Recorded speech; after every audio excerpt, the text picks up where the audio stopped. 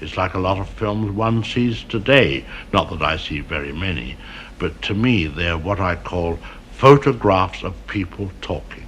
Photographs of people talking. Photographs of people talking.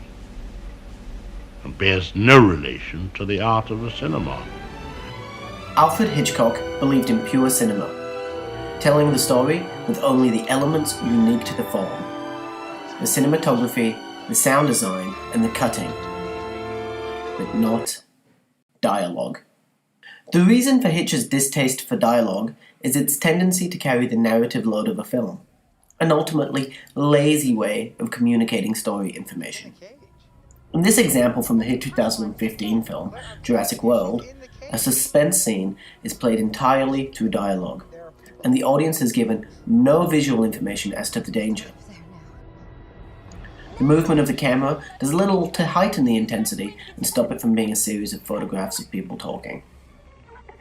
Hitchcock's concern was more so that when dialogue is so heavily relied upon, the other cinematic elements are ignored.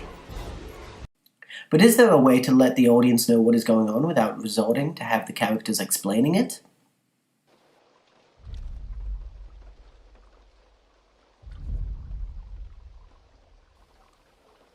This is what he meant by pure cinema, and Hitchcock was a master of this kind of visual storytelling, even with something as simple as character introduction. See, in all his films, he's striving to tell the story visually. So in Rear Window, I think you introduce Jimmy Stewart with, you see his broken leg, you see a broken camera, you see that he's a photographer, you see a magazine cover, etc.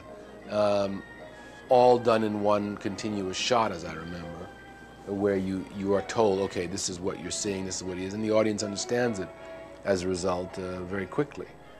Given his affinity for pure cinema, it is surprising to see how talky his films actually are. The following scene from Rear Window is a prime example. Here, the dialogue of James Stewart's character seems to be only serving the purpose of reaffirming what the audience has already been told via the images. I get myself half killed for you, and you reward me by stealing my assignments. I didn't ask you to stand in the middle of that automobile racetrack.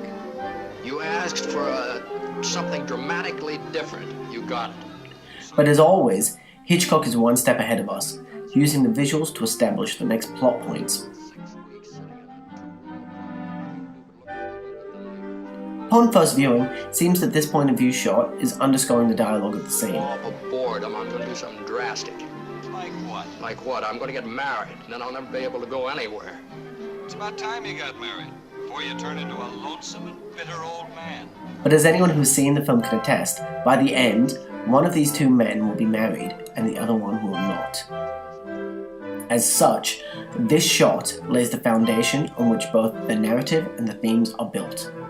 You are telling the audience, giving them some information, but at the time you give it, it must appear to be